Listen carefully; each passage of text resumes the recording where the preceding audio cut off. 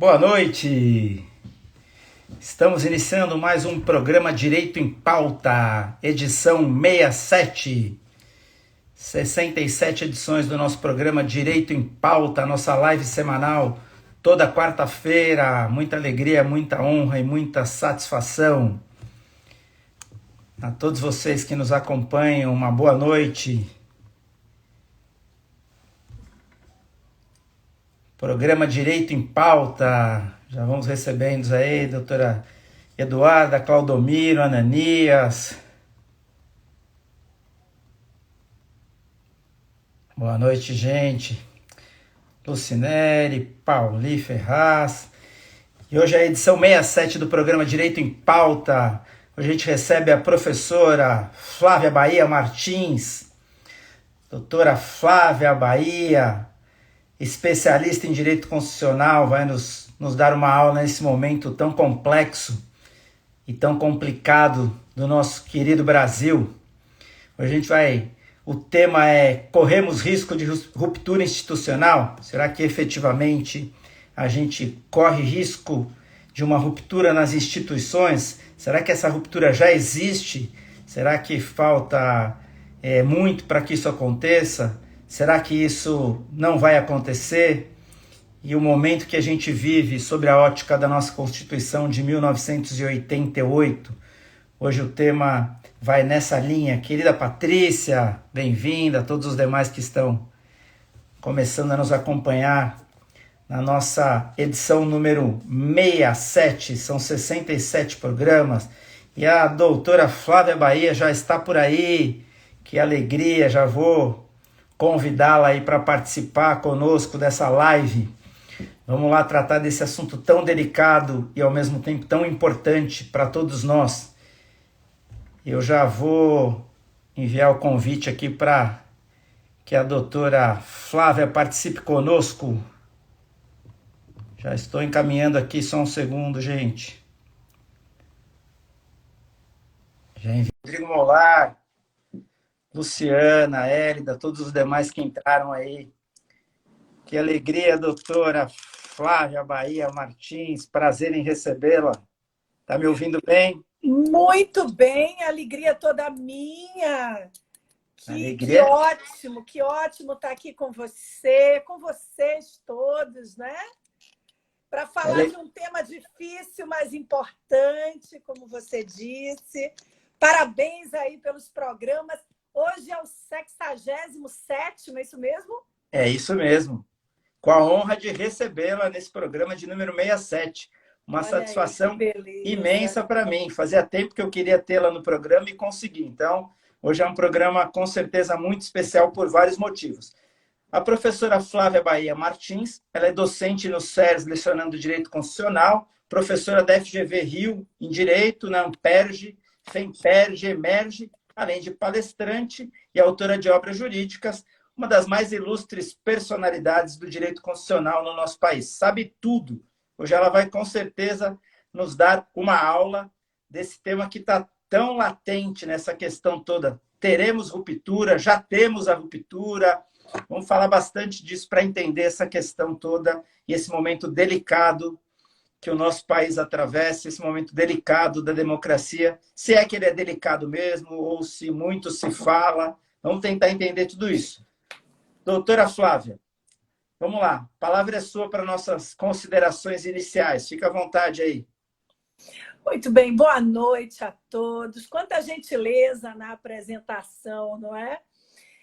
Eu não sei tudo, não, mas eu estou tentando entender muita coisa há 17 anos, que é o tempo que eu tenho aí de sala de aula, nessa disciplina fantástica e complexa que é o direito constitucional. Boa noite a todos que estão nos assistindo. E realmente esse tema bem provocativo, e eu não me manifestei até agora, confesso assim publicamente, em uma live sobre ele, porque os tempos estão tão difíceis, não é? Mas eu acho que chegou a hora das minhas manifestações, das minhas colocações também, lógico, sob um panorama mais jurídico, né? Vou deixar para responder a provocação final, mas né, no desenvolver aí da nossa fala, da nossa conversa. Mas eu acho, sim, que vivemos um abalo institucional, um abalo de grandes dimensões, anunciado, inclusive, por dados estatísticos. Né? Tem um centro de pesquisas que fica na Suécia, chamado VDEM, em Gotemburgo, que anuncia já há algum tempo que o Brasil vem perdendo créditos no seu papel de país democrático, de nação democrática, e hoje né, está como outros países né, que vêm perdendo também esses créditos, países que a gente normalmente critica bastante, né, como Polônia, Hungria, Índia, Estados Unidos da era Trump, e o Brasil está lá também, com algumas perdas importantes de conquistas democráticas que tivemos ao longo desses 33 anos. Esse centro de pesquisas muito renomado destaca que algumas características marcam essa perda de pontuação do país dentro dessa análise democrática, como o ataque à mídia, a desvalorização da ciência, da intelectualidade, da educação, a briga, né? A bravata contra outros poderes, as ameaças, enfim, né? O desrespeito às instituições. E eu acho que sim, nós estamos passando por esses tempos difíceis. Mas nós temos também, por outro lado, uma Constituição que tem se mostrado muito corajosa. Não à toa, há 33 anos, nosso grande doutor diretas, né, Ulisses Guimarães, já dizia que nós esperamos a Constituição de 88 como o vigia, a guarda, a aurora, com muita expectativa, com muita ansiedade. E nós passamos, nessas mais de 3 décadas, por momentos difíceis também. Tivemos 2 impeachments, tivemos uma crise financeira de dimensões, nossa, no início da década de 90, grave inflação. Eu acho que a Constituição tem se mostrado né, bem firme como balizadora dos momentos de crise. Então, há uma crise, sim, eu diria múltiplas crises. Tudo isso foi superdimensionado também pela pandemia, mas, ao mesmo tempo, nós temos ao nosso lado, nos guiando, uma Constituição que traz, não diria solução para tudo, mas uma Constituição que, sem dúvidas, mostra um passo civilizatório como nenhuma outra Constituição na história brasileira mostrou até então. Então, eu acho que nós temos solução para todos esses descompassos dentro da nossa própria Constituição. Fica à vontade, fica à vontade. Não, vamos lá. imagina. Pode desenvolver. Bate-papo. Na verdade, assim, eu acho que coloca em risco, o que nos traz ao tema, né, com essa preocupação tão latente de ruptura, de preocupação com a democracia, a leitura que se tem feito da Constituição, né? E aí, sem uma crítica direta ao STF, a leitura em todos os aspectos, a leitura política que se faz, a leitura no Congresso Nacional, a própria leitura do STF em temas tão polêmicos. Me parece que a Constituição em si é uma fortaleza, mas a leitura que fazem da Constituição é que nos coloca em risco. Faz sentido isso? Sem dúvidas, não é? A interpretação da Constituição, ela, ao mesmo tempo que fortalece, nos fragiliza também. Um exemplo de má interpretação, no meu sentir, é o que nós temos do artigo 142, né?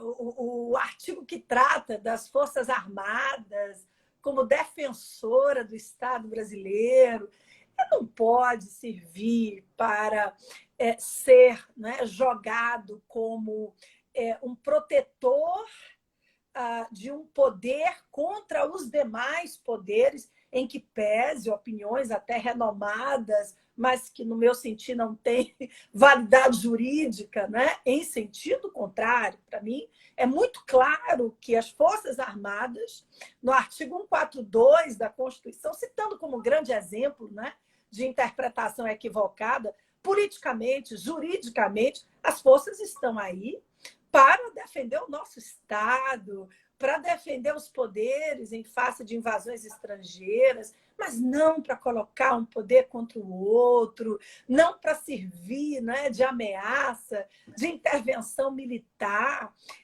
A Constituição não poderia ter previsto, há 33 anos, a sua própria ruptura dessa forma. Então, eu acho que há várias interpretações equivocadas, ninguém se salva, não é? Nós temos críticas aqui com relação a vários aspectos interpretativos, mas esse é um deles, né? A interpretação, dependendo de quem faz, né, sobre a Constituição, na ocasião que melhor, né, lhe beneficia, ou de alguma forma lhe beneficia. Isso nos fragiliza como nação. Essa briga de, né, todos contra todos, né? Eu acho que ninguém sai ganhando. Para mim, todos nós, sem exceção, todos nós perdemos. Todos nós. A nossa dignidade, a economia, a nossa perspectiva de futuro. Então, precisamos, né, reafirmar com bases sólidas, pelo menos, alguns postulados constitucionais. E um deles é que vivemos sob a égide de uma Constituição democrática que prestigia o princípio da separação e harmonia entre os poderes, dentro de liberdades fundamentais, dentro de um Estado de direito, né? Então, você pode pensar A, B ou C, dependendo da interpretação que faça sobre alguns dispositivos, mas eu acho que há valores constitucionais, sabe, Constantino, que são inegociáveis. Inegociáveis.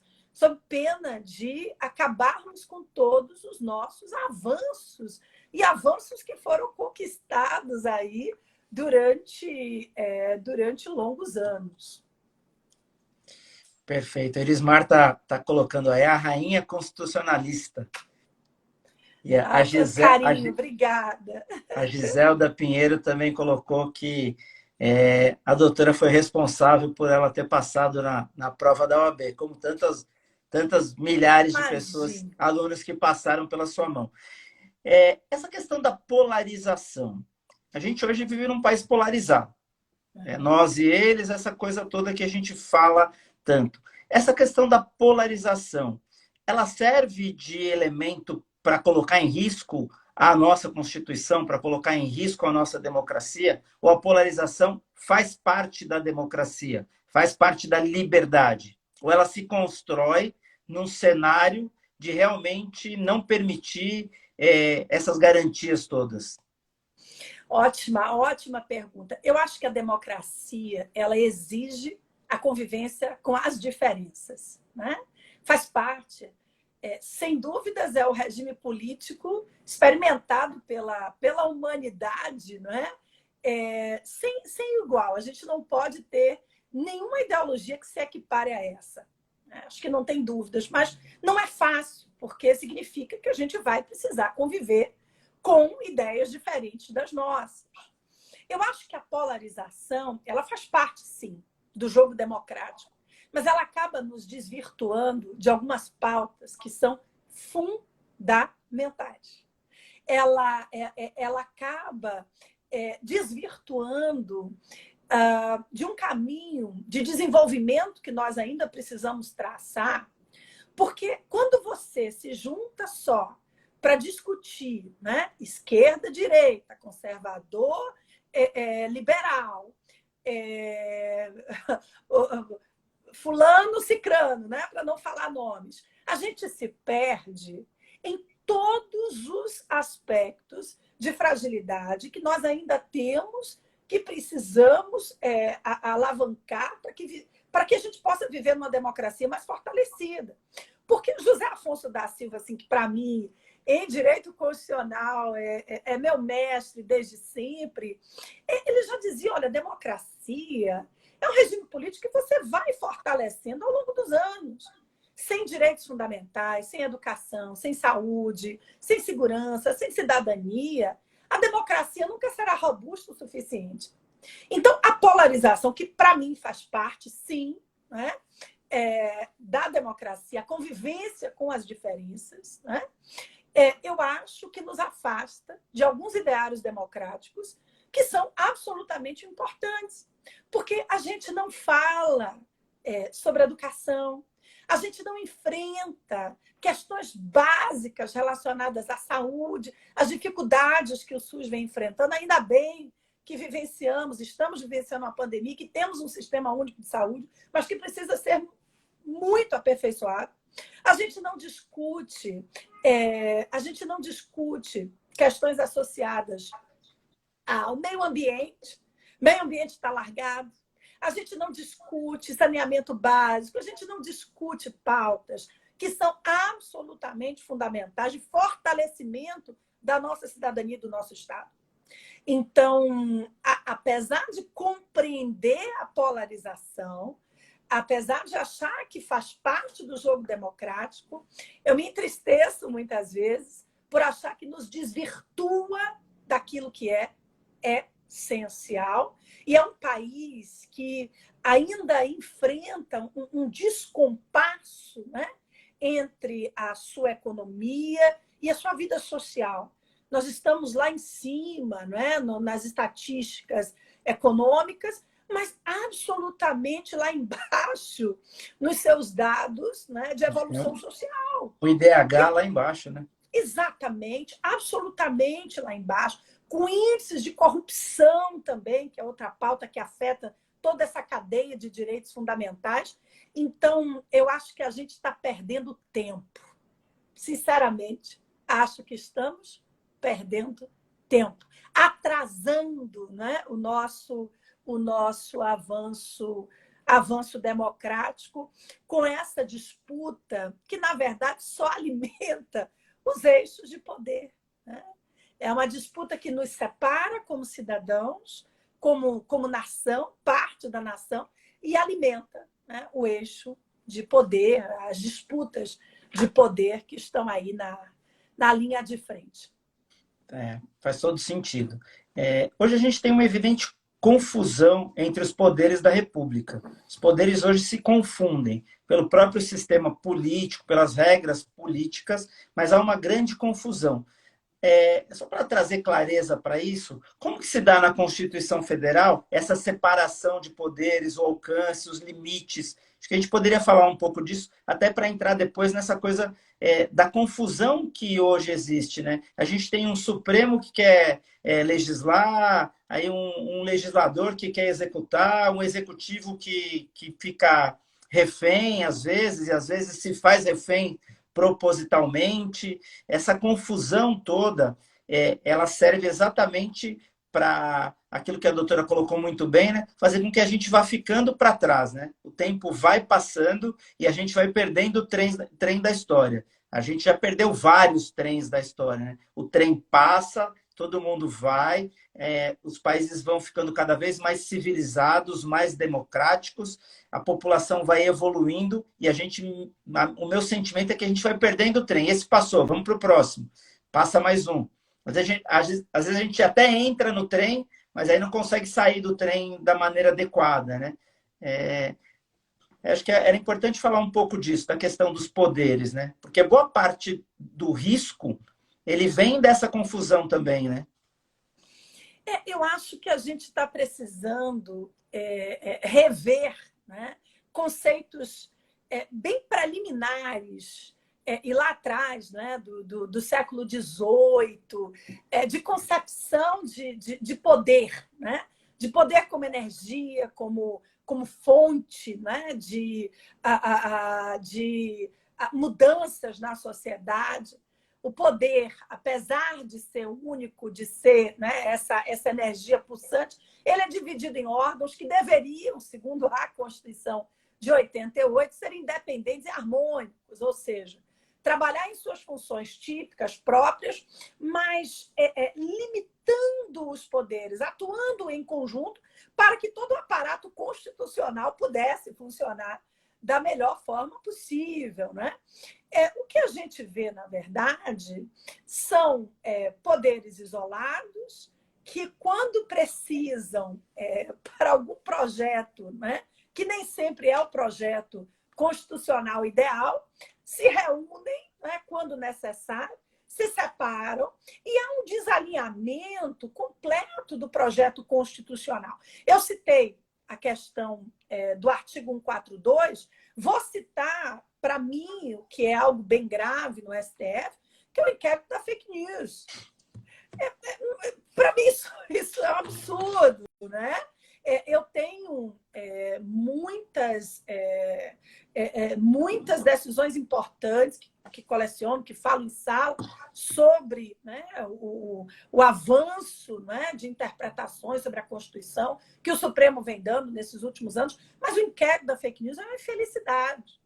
O inquérito 4781, né, para mim, é um absurdo, porque você tem, com base no regimento interno caótico, violador da Constituição, você tem a possibilidade de que um órgão judicial instaure de ofício um inquérito que ele mesmo vai conduzir, que depois ele mesmo vai julgar, e com base nesse inquérito, que alguns chamam, né, de fim de mundo, a gente já teve, por exemplo, a determinação cautelar de que 2 veículos de comunicação importantes retirassem as suas matérias que envolviam nome de um dos ministros, né? O amigo do meu pai, né? Acho que todos devem lembrar disso, em 2019. Quer dizer, a gente vive um descompasso, né? Então, com relação a uma matéria, ela pode ser vinculada, mas quando envolve o ministro, aquilo ali é sagrado. Isso não é respeitar a separação e a harmonia entre os poderes. Isso não é respeitar o texto constitucional. Eu acho que é um momento ruim, né, da jurisdição constitucional, o inquérito da fake news. E ainda, que eu tenho até visto manifestações de ministros dizendo que a forma não é boa, mas que os fins justificavam, a gente sabe que não é bem assim, né? O direito tem os seus limites, porque quando a gente perde os limites do direito, o que fica? Prisões sedimentadas em interpretações constitucionais casuísticas, né? O texto diz, olha, o parlamentar só pode ser preso, e não estou defendendo, viu, minha gente, liberdade absoluta de manifestação, não, porque ela não existe. Mas o artigo 53, parágrafo 2º, diz o parlamentar só pode ser preso em flagrante de crime inafiançável. Então, dizer que uma prisão, um tipo de prisão não admite fiança e que, por isso, há uma construção teleológica de que a prisão ela pode ser, né, deferida, isso nos enfraquece também. Então, aqui, eu acho que não há muitos salvadores. Todos precisam revisitar o texto constitucional. Agora, é claro, né, que se a gente fizer uma análise comparativa, se a gente fizer uma retrospectiva, inclusive agora na pandemia, eu acho que o Supremo atuou, em muitos casos, né, de modo a defender, sim, o pacto constitucional. A ADI 6341, por exemplo, foi fundamental para que a gente atravessasse os tempos difíceis da pandemia, trilhando a federação, né, prevista na Constituição, né, permitindo que governadores e prefeitos pudessem, e é claro que tiveram excessos, sim, mas tiveram medidas importantes, porque é um país com 5.570 municípios. Se você concentrasse no governo federal a tomada de decisões na pandemia sobre todos os 5.570 municípios, seria uma violação clara o texto da Constituição.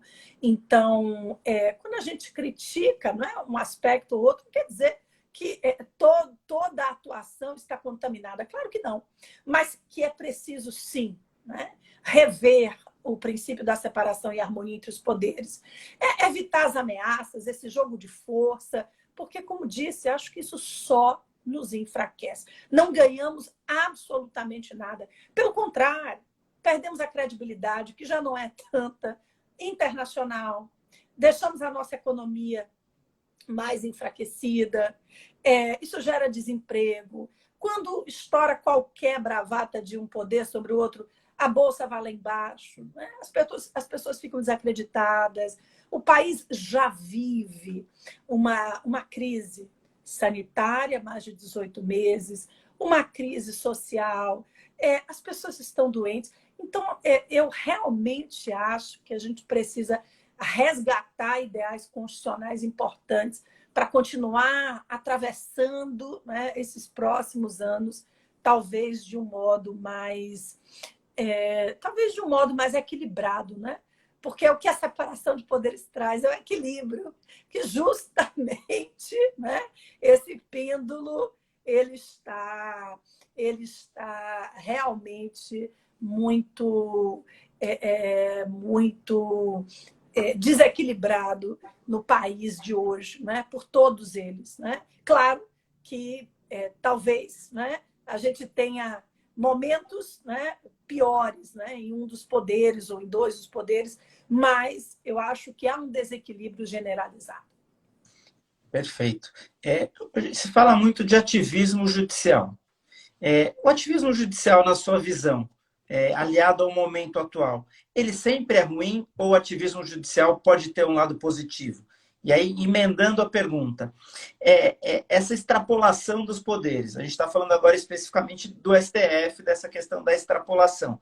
O ativismo judicial não leva também a essa extrapolação?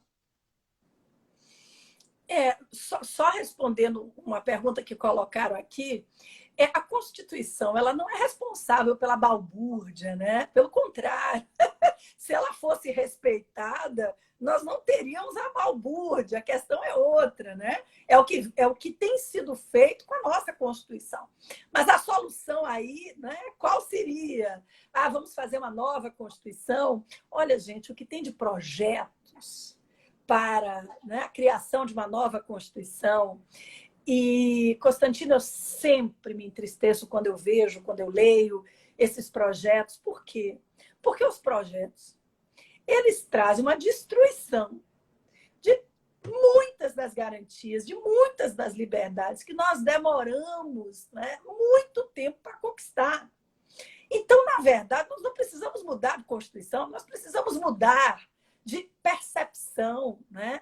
Precisamos substituir, talvez, pessoas, né, que não estão dignas, né, das funções que ocupam, mas nos tempos certos, né? Não com corrupturas, né? Não com bravatas, mas nós precisamos também elevar a nossa consciência cívica, porque nós, né, segundo esse texto constitucional tão valioso, nós somos detentores do poder. Né? E às vezes a gente esquece muito disso. Mas sobre o ativismo, não, eu não acho que o ativismo é sempre ruim. O ativismo judicial, ele é hoje parte de muitas cortes que são prestigiadas na Europa. Você tem grandes movimentos de avanços civilizatórios encabeçados por tribunais. E no Brasil não é diferente. Decisões que são reconhecidas como ativistas, que eu sempre aplaudo, né? Por exemplo, a união homoafetiva. Nossa, não cabe ao Estado decidir como as pessoas vão viver, né? Como as pessoas vão amar, se apaixonar.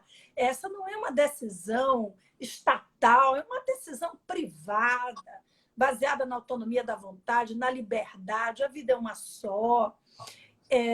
Nossa, tantas decisões. A questão do aborto, né? Nossa, a interrupção da gravidez do feto anencefálico. você obrigar, né, uma mulher a ter em seu ventre um feto sem nenhuma expectativa de vida, que um momento mágico que é o da gravidez, né, ser lembrado como um momento de intensa tristeza, meu Deus. E veja, a decisão do Supremo não obrigou a mulher a interromper aquela gravidez, mas permitiu a ela que ela pudesse, caso não pudesse suportar aquilo ali, em nome da sua saúde física, mental, né, espiritual, que ela interrompesse a gravidez. Uma questão de saúde pública, porque a mulher com algum tipo, né, de recursos sempre teve essa oportunidade. A mulher que não podia interromper a gravidez do feto anencefálico é a mulher que vai para o hospital público. Ou seja, a mulher sem recursos, sem liberdade de escolha. Então, nós temos decisões, sinceramente, absolutamente importantes, que nos colocaram em outro patamar. Porque a Constituição, ela é viva, né? É living Constitution. Você não para a interpretação há 33 anos. O poder constituinte originário, ele não nos encarcerou, né, lá atrás na nossa história. É um poder que está em movimento, né? Então, há, com certeza, decisões prestigiadas, fundamentais, são consideradas de ativistas, porque o ativismo é aquilo que é passional, né? O ativismo, ele traz algo mais fundamentado na Constituição. O ativismo que não é fundamentado na Constituição, no meu sentir, por exemplo, o inquérito da fake news. A gente não tem como tirar, né, do texto constitucional a possibilidade de um órgão do judiciário abrir de ofício o inquérito, investigar, julgar, sentenciar, né, dentro de um sistema inquisitivo, sendo que, a partir, né, de muito tempo, creio que do Estado de Direito para cá, o sistema se tornou acusatório. Então, realmente, nós não temos justificativa constitucional para o inquérito da fake news. Uma decisão ativista de altíssimo grau, né? Mas eu não acho que o ativismo em si ele é sempre ruim. E o ativismo não é só do Supremo Tribunal Federal. O ativismo ele está presente em muitas cortes, né, constitucionais que acabaram, né, com o seu papel de guardiãs da Constituição, de intérpretes do texto constitucional, avançando, sim, né, nesse passo civilizatório importante e garantidor das liberdades fundamentais. Perfeito. Pegando um gancho nessa questão até do ativismo e para a gente encerrar do STF e caminhar mais, a questão da prisão em segunda instância, que vai e volta, e aí parece que ela é moldada, porque o próprio STF levanta a bola para o cidadão comum entender que a decisão foi política. Eu julgo de uma forma para tirar alguém da eleição. Agora eu julgo de novo para devolver para a eleição. Estou fazendo uma leitura não jurídica, estou fazendo uma leitura leiga. Quer dizer, num determinado momento, eu julgo a questão da prisão da segunda instância, falando até entrando diretamente, aí eu julgo a validade da vara de Curitiba, eu deixo a coisa seguir, mesmo tendo sido alegada na primeira manifestação da defesa, eu passo por cima de tudo isso, e aí, diante de um momento político em que a gente tem uma disputa de força, eu mudo o meu entendimento, leitura não jurídica, para ficar bem claro, eu mudo o meu entendimento e eu devolvo a bola. Eu acho que agora eu posso devolver a bola porque agora eu quero que o jogo seja jogado de outra forma. Faz sentido? Essa questão da prisão em segunda instância, ela tem fundamentação legal ou ela é um ativismo político-judicial? Na verdade, a confirmação, né, da prisão em segunda instância tem fundamento legal no Código de Processo Penal brasileiro, e no texto constitucional combinados, né? Mas o que, na minha opinião, é absolutamente lamentável é que antes do julgamento, né, em ações declaratórias de constitucionalidade, nós tivemos no tribunal vários momentos em que a jurisprudência flutuou de acordo com quem estava na pauta, né? Então, tem fundamento legal? Tem, a decisão tem fundamento no Código de Processo Penal brasileiro, combinado com o texto constitucional, a gente pode combinar com o Pacto de São José da Costa Rica, mas o preocupante é a falta de segurança jurídica. Porque nesse meio do caminho em que o tribunal oscilou entre, ora, defender a prisão em segunda instância, ora, não defender a prisão em segunda instância, ele foi, voltou, H6, etc., nós tivemos, né, liberdades que foram violadas, atuação do advogado prejudicadas, ou seja, devido ao processo legal comprometidos. Aí a gente continua dentro de uma visão de necessária reflexão do tribunal sobre o seu papel constitucional. Porque não era só a prisão que estava sendo ali analisada. Eram as liberdades, era o devido processo legal, era a economia processual, ou seja, nós tínhamos uma série de princípios ali envolvidos que, durante o vai e vem jurisprudencial, foram comprometidos, né? Então, lamentável, concordo com você que foi um momento também bem complicado do Supremo Tribunal Federal, sem dúvidas. E é importante fazer um parênteses que a gente não quer que o Supremo fique engessado, porque decidiu não pode evoluir ou não. A questão é o lapso de tempo, né? A mudança ela foi muito rápida, se a gente considerar como uma mudança de entendimento da jurisprudência do Supremo Tribunal Federal. É a rapidez da mudança, né? Que, sei lá, não me lembro agora, 2 anos, 1 ano e pouco, não sei se é isso efetivamente ou um pouco mais, mas para a mudança de entendimento de jurisprudência do STF é o que causa insegurança jurídica. Mas acho que está bem clara essa questão da confusão dos poderes. Eu queria falar um pouco de impeachment. Vamos lá. E aí? Hoje eu vi uma informação que a gente tem 130 pedidos de impeachment engavetados lá com o nosso querido Lira. Acho que são 137, mas não tenho certeza. Que entra 130. Vai chegar mais um, que é provavelmente o da CPI, da apuração da Covid. Só para ficar mais claro, a questão do impeachment, ela vem, se eu não me engano, de 1950, lá de uma legislação de 1950.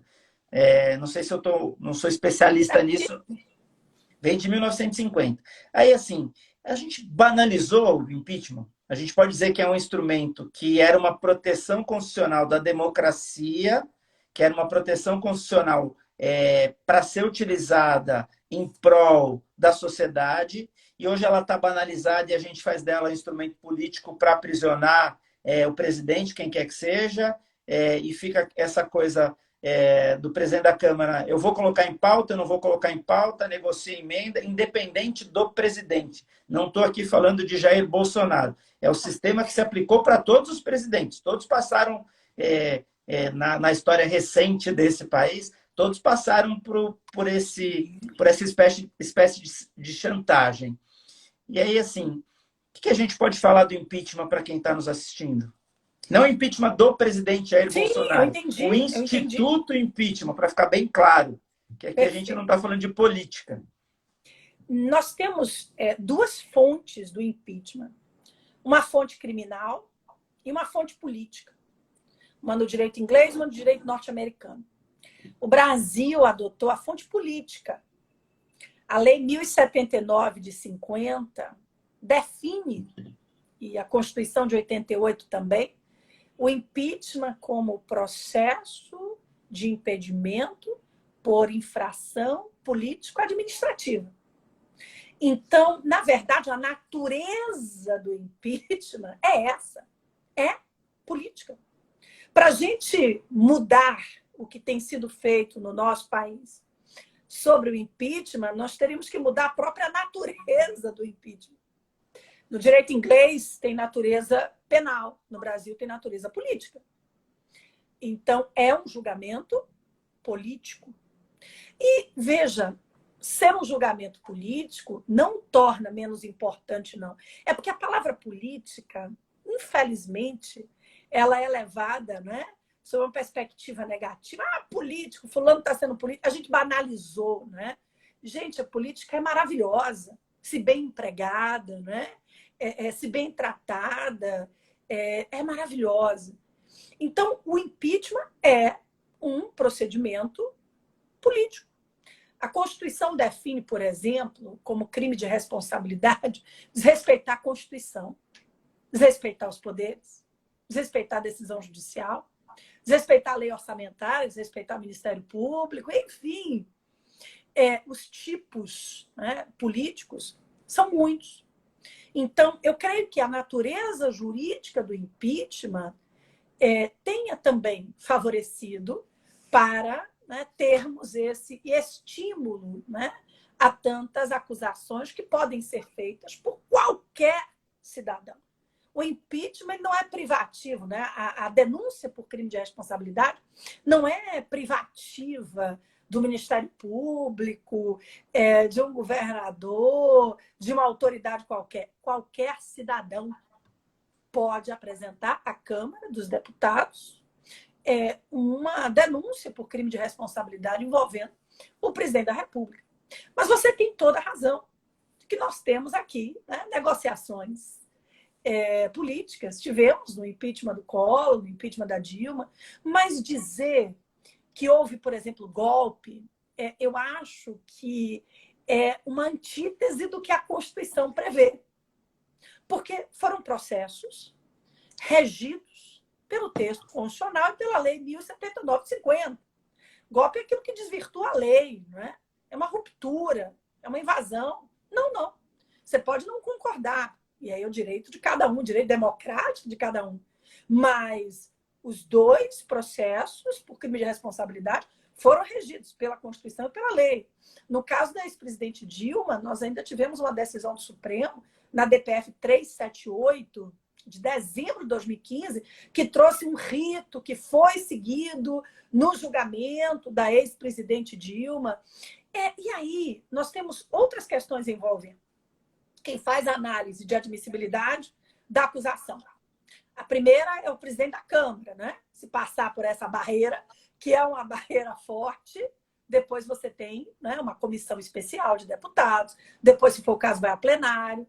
A Câmara representa a vontade do povo. Então, eu creio que sem uma vontade popular robusta, a gente não vai ter uma admissibilidade de acusação por crime de responsabilidade contra o presidente da República. Porque o próprio povo, que está ali representado, ou mal representado que seja, não vai permitir que isso ocorra. Então, o instrumento de negociação, a política envolvida, eu acho que faz parte da própria natureza do instituto que nós importamos aí do direito norte-americano. Marcela, nossa Constituição é o que nós temos de mais precioso nesse país, né? Nós precisamos mudar seus intérpretes, precisamos revisar o nosso papel constitucional, revisitar, né, a nossa autorresponsabilidade, mas a Constituição perfeita não é. Mas, olha, com certeza é um dos grandes instrumentos que nós temos da liberdade e, né, de um futuro mais próspero para o nosso país. E não é porque eu sou professora de direito constitucional, não, mas porque, né, eu sou uma cidadã apaixonada pela Constituição. Apaixonada. Eu acho que a gente não pode, pelo momento atual, jogar fora o que a Constituição trouxe de bom, né? Os direitos, todos os direitos sociais, todas as questões de garantias trazidas pela Constituição, que mudaram o patamar civilizatório. Se a gente pegar um patamar civilizatório da nação antes da Constituição e depois da Constituição, a gente não pode negar essa evolução. Sem a Constituição, se a gente não tivesse a Constituição e com as garantias que ela nos trouxe, certamente hoje a gente já estaria com essa ruptura que a gente está discutindo hoje, instituída de há muito, né? Eu nem sei se nesse governo, nos governos anteriores, mas com certeza a gente não estaria sequer aqui, isso é uma opinião minha pessoal, a gente não estaria nem sequer aqui podendo fazer uma live.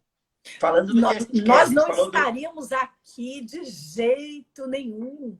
Mas, às vezes, eu acho que falta uma compreensão de que nenhuma liberdade é absoluta. Viver em sociedade significa conviver com as diferenças e, sim, né, com as liberdades relativas. Eu falei mais cedo que não concordei com a prisão do deputado federal, o Daniel Silveira, né, que foi um tema bastante polêmico. Eu não sei se todos assistiram o vídeo dele, mas eu assisti com muito cuidado. E eu não fui favorável à prisão, porque ela não tem base constitucional, né? Então, a gente não pode negociar com a Constituição. Mas é um vídeo estarrecedor. Aquilo não é liberdade, porque a imunidade parlamentar ela envolve uma liberdade qualificada que o parlamentar possui, mas não uma liberdade ilimitada. Então, sim, fui a favor e disse, acho que em palestras à época, que a responsabilização ocorresse, não com a prisão, porque a prisão não tinha fundamento constitucional. A gente não pode dizer tudo, não, pessoal. Não podemos. Né? Pensar tudo, ainda somos livres. Né? Ainda, né? Porque isso se não tiver isso se não tiver chip na vacina, né? Se tiver chip na vacina... Não tem não, meu amigo. É um absurdo, né? É um absurdo. Um absurdo. Mas assim, nós não podemos mesmo, né? Nós não podemos falar tudo o que pensamos, nós não podemos sair por aí, né? Enfim, manifestando tudo que vem à cabeça, porque faz parte da convivência em sociedade. Mas eu concordo com o que o colega falou há pouco. Se nós não vivêssemos, né, num país de liberdade assegurada, já teríamos tido a nossa live, que já tem 45 minutos, né, derrubada, talvez nos primeiros 5 minutos. Isso é fantástico, fantástico. Olha, em 2018, vou contar para vocês uma experiência que eu tive, que marcou assim minha vida. Eu falo disso sempre que eu posso, porque assim, eu vou ficar velhinha e vou lembrar disso. Eu fui convidada pelo governo do estado aqui do Rio, pela Secretaria de Educação, para fazer palestras em escolas públicas para falar sobre a Constituição. Eram 30 anos, né? A Constituição fez em 2018, 30 anos. E eu fiz, eles reuniram as escolas, eu fiz 3 eventos grandes para 14 escolas públicas. Gente, eu comprei as constituições pequenininhas lá no site do Supremo, comprei 100 constituições. E aí falava da Constituição e ao final distribuía a Constituição para quem perguntasse.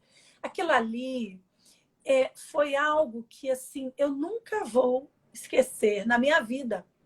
Porque eu, naquele momento, naquelas palestras, naquela fala, adolescentes, viu? Em plena eleição, Constantino, em plena eleição. Algumas das palestras foram entre o primeiro turno e o segundo turno. Então, imagine aí como é que não foi desafiador naquela eleição polarizada.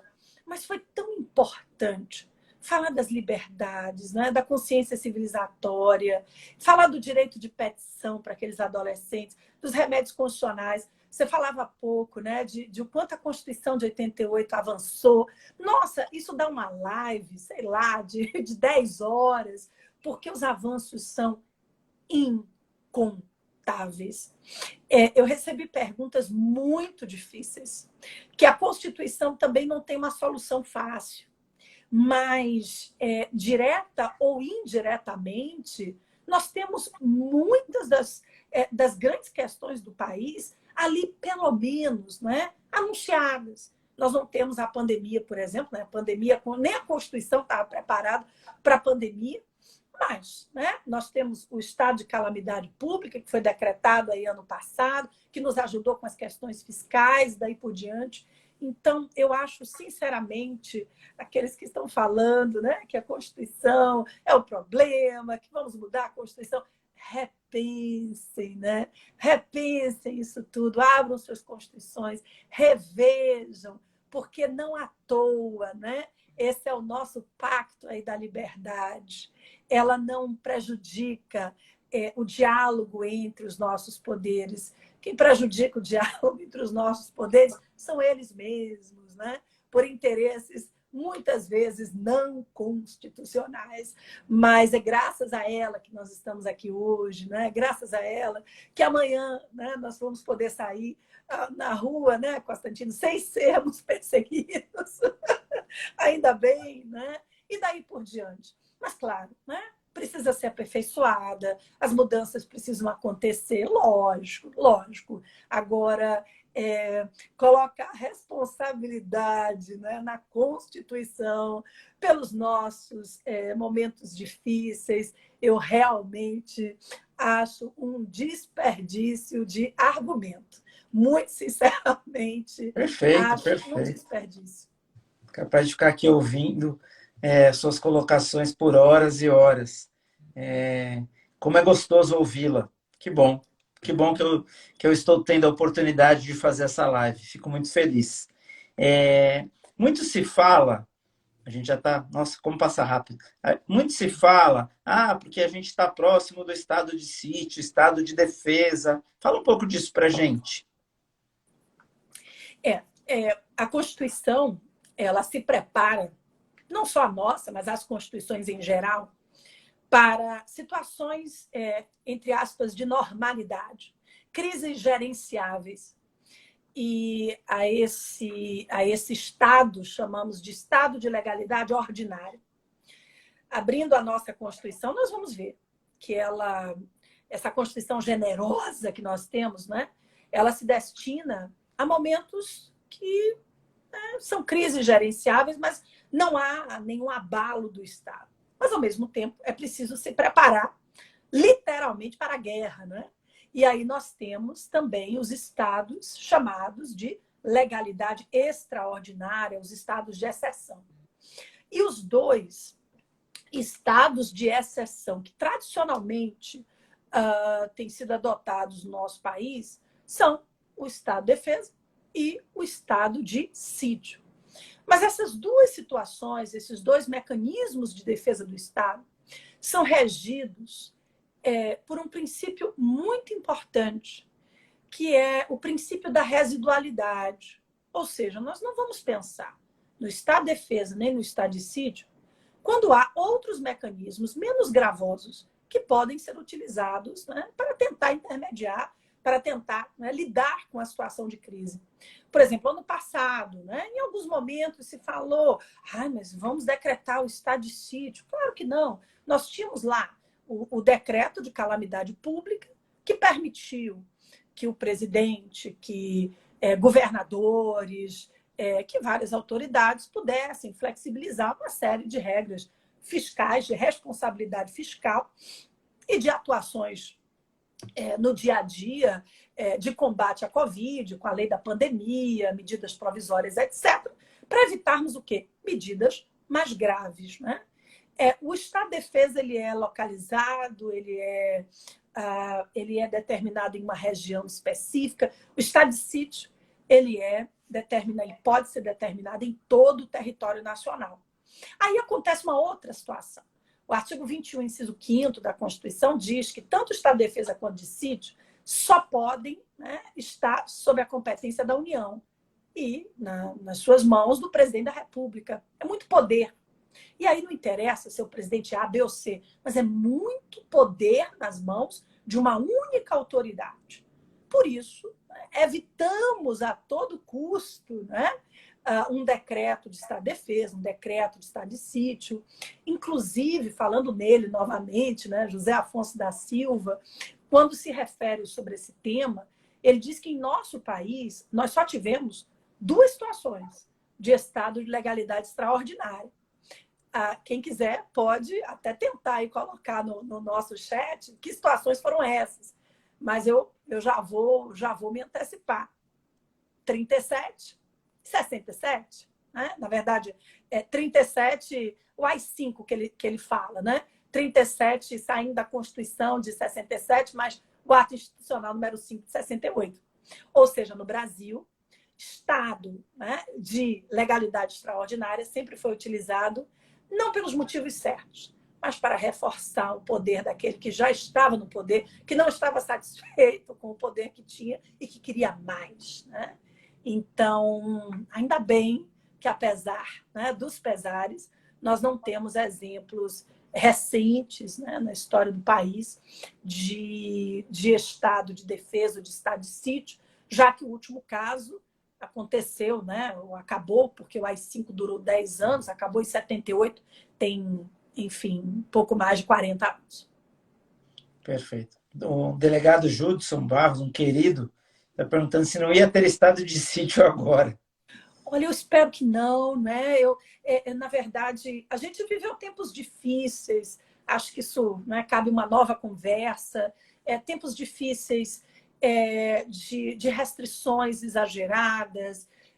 Quando o Supremo decidiu, lá na ADI 6341, em abril do ano passado, que governadores e prefeitos podiam atuar no combate à Covid, o tribunal não deu uma carta em branco, um cheque em branco, para atuações arbitrárias de ninguém, né? E tampouco tirou a responsabilidade, né, da União no combate à Covid. Né? Então, a gente precisa ponderar as questões aqui. A decisão foi federativa, o combate é compartilhado entre todos os entes, mas nós não vivemos estado de sítio, não, ainda bem que não vivemos, porque acho que aí seria absolutamente pior, porque o estado de sítio legitima, segundo o artigo 139, a restrição demasiada de direitos fundamentais e uma restrição cuja determinação é feita por uma autoridade apenas, né? E eu tenho muito receio de concentração de poder, muito receio. Eu acho que é um perigo que a gente deve sempre, né, sempre ponderar. Muito poder nas mãos, né, de um só. Quem quer que seja essa única pessoa. Eu acho que a definição de poder é justamente essa necessidade de que ele seja dissipado, de que ele seja diluído, né, em órgãos e funções distintas. Olha que lindeza, Karine. Karine, eu não tenho pretensões políticas, viu, minha flor? A minha revolução é em sala de aula. Eu tento, né? Eu tento, mesmo escutando, né, que a Constituição não vale nada, que a gente tem que trocar a Constituição, mas, né, eu sou brasileira, eu não desisto nunca. Então, há 17 anos, né, eu digo em sala de aula que é a melhor Constituição da história do nosso país, que a gente não precisa mudar, não, a gente precisa efetivar, a gente precisa aplicar. Síndica do pré, Deus me livre, Karine, Deus me livre, já tenho muito trabalho. Constantino, em 5 de outubro, há muitos anos, eu tenho um bolo da Constituição, eu compro, mando fazer um bolo, canto, né? A gente comemora o dia da Constituição, apago a vela com os alunos. Eu estava lembrando outro dia, nos tempos em que eu dava aula presencial, manhã, tarde e noite, eu já cheguei a comprar 3 bolos enormes, todos assim, bolos bonitos, né? Verde, amarelo, lindo, lindo, lindo, azul, branco. E a gente cantava parabéns em sala. Eu acho que a gente precisa comemorar a nossa Constituição e apagar a vela da efetividade, né? Desejando a ela efetividade. Eu acho que é isso que o nosso país precisa, viu? E aí tem os generosos, as generosas aí, mandando mensagens bonitas. Muito obrigada, Imagina. gente, de verdade. A gente está, infelizmente, chegando ao final. Vamos lá. O momento atual coloca a nossa democracia em risco? Eu fiquei de responder a pergunta, né, sobre a ruptura institucional final. Eu acho que nós não corremos risco de ruptura institucional, não. Eu acho que há um abalo institucional. Isso não é novidade, eu acho que todos nós, né, observamos aí já há algum tempo, e creio que até mesmo antes, né, da pandemia. A pandemia maximizou muita coisa. Mas não acho que a gente corre risco de ruptura institucional. Pelo menos enquanto esta Constituição, que está aí, né, há 33 anos, que serão completados no próximo dia 5 de outubro, estiver, né, em vigor, ainda que desrespeitada muitas vezes, ainda que de forma, né, equivocada, recebendo, né, equivocadas interpretações, enquanto estivermos sob a égide desta Constituição, eu creio que a gente não vai ter ruptura institucional. Fora que eu acho que um poder, dois poderes, né, sozinhos, eles não fazem uma ruptura institucional. Nós precisaríamos de um movimento, talvez, muito maior.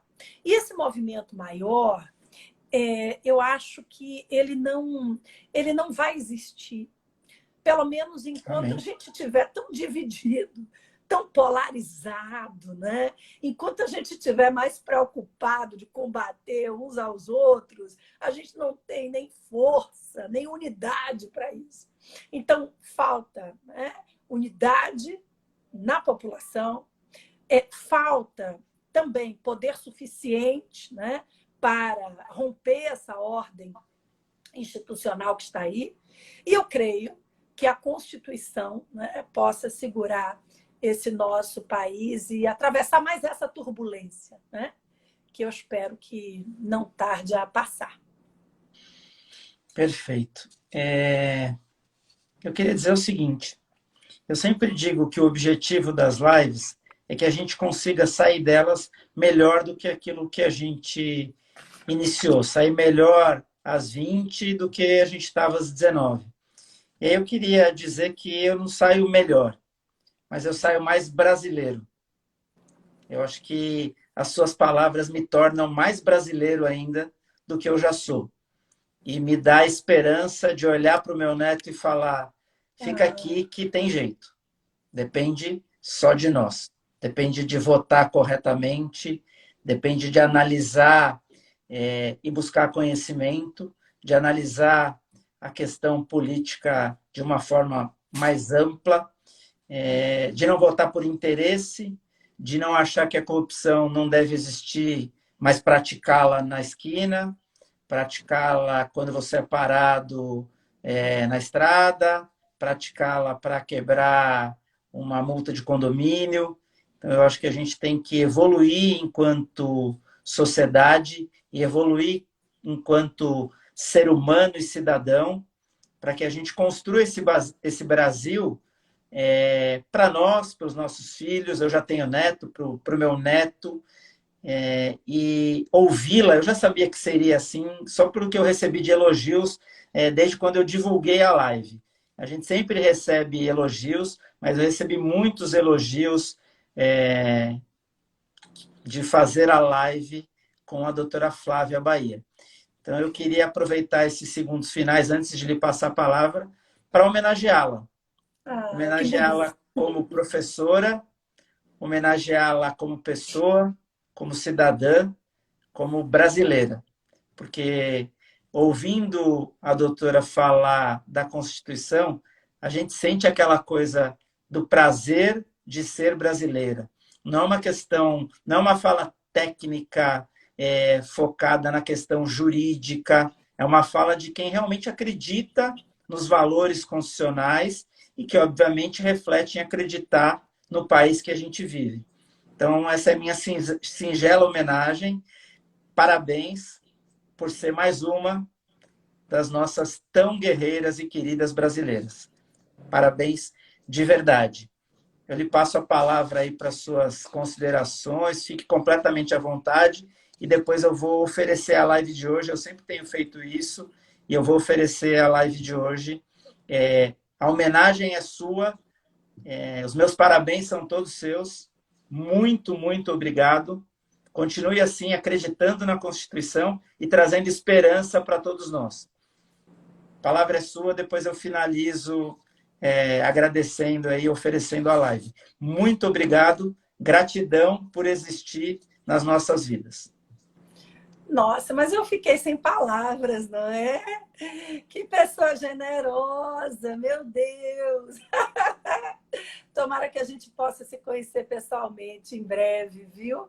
Fiquei muito feliz com o nosso bate-papo. Fazia tempo que eu não falava sobre tudo isso que a gente falou, então você me proporcionou, você e todos aqueles que estão aí com a gente, né? Mesmo dizendo que a gente tinha que trocar de Constituição, eu aproveitei cada segundo, porque democrático é o dissenso, faz parte, né? A gente não pode se aborrecer com aqueles que pensam de forma contrária, a gente precisa evoluir justamente nessa discordância. Muito obrigada pela sua gentileza, pelas suas palavras, por ter proporcionado esse espaço aqui para a gente falar sobre temas difíceis. E acho que passou até rápido, né? Falamos sobre assuntos complexos, né? Você vai deixar salva nessa live, vai ficar tudo aí gravado, tá bom? Foi uma honra, foi um prazer ter estado aqui contigo, com todas essas pessoas que estão aqui com a gente, que nós possamos ter outras oportunidades aí para falar.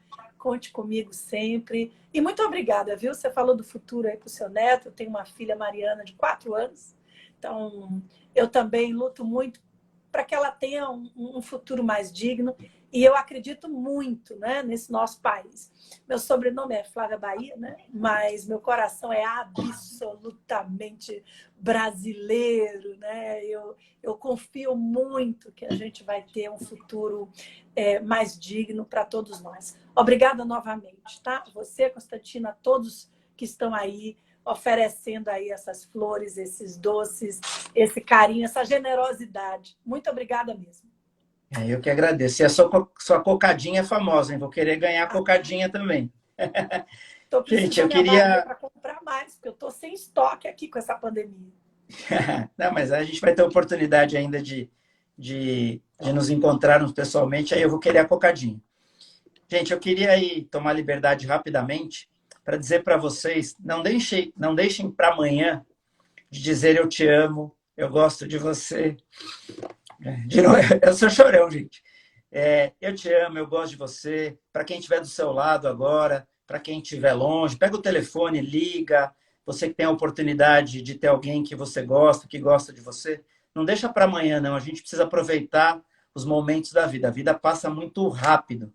E aí eu queria dedicar a live de hoje a todos os médicos e principalmente para a doutora Lidiane Brandi, que é vascular, e para o doutor André Luiz Dabarian, que é cardiologista. Não aconteceu nada comigo, nem com ninguém da minha família, está tudo bem, fiquem tranquilos. Mas médico é anjo da guarda. E eles hoje, num problema que a gente teve em família, que já está resolvido, foram os nossos anjos da guarda. Então, queria dedicar a live para a doutora Lidiane, para o André e para todos os médicos do Brasil. Gente, fiquem com Deus, se cuidem. Muito obrigado de coração. E é isso. Semana que vem tem mais. Semana que vem, só um recado rápido. A semana que vem a gente fala com o doutor Marcelo Laveso, que é especialista nessa questão de direitos das pessoas especiais. E a gente vai falar dos direitos das pessoas especiais. Ele trata bastante da questão da criança, do autismo. Vai ser uma live bastante interessante também. Espero vocês. Fiquem todos com Deus. Se cuidem. Semana que vem tem mais. Gratidão a todos que ficam com a gente toda semana. Obrigado, doutora. Tchau, gente. Obrigado. Tchau.